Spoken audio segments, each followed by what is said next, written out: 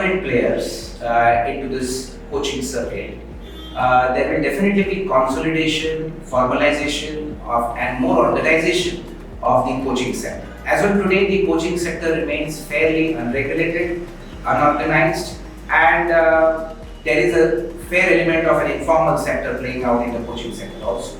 But as the corporate players come, one of the positives which we could possibly expect to happen is that there will be greater consolidation, formalization, and organization of the coaching sector.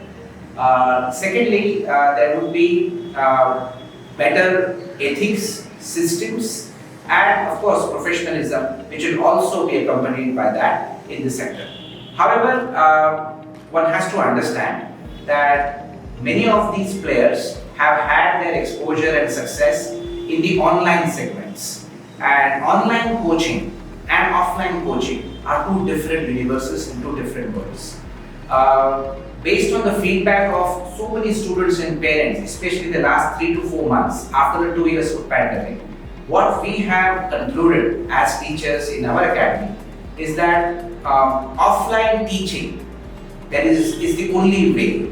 There is no substitute to offline teaching. So online teaching, online coaching, which we were also doing successfully in the past 2 years, is at best a good complement or supplement to offline teaching.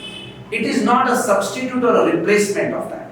And when it comes to offline teaching, there is a human-to-human connect. There is an emotional connect which happens between the teacher and the student. So therefore, when there is a question of building a rapport between teachers and students, it's a totally different ballgame. It is not, you cannot commodify it.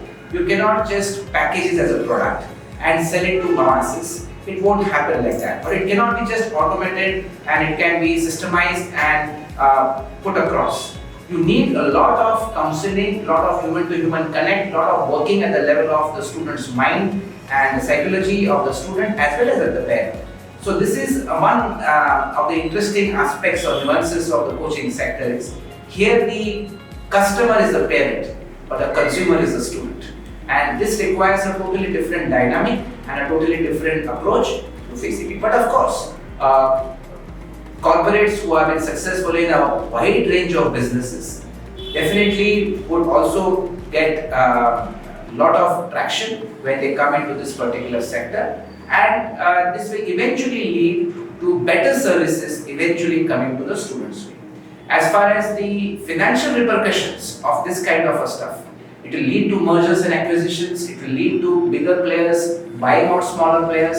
It might possibly create a big struggle for fledgling coaching classes, those who are not well organized, those who are not up to the challenge. So basically the survival of the fittest.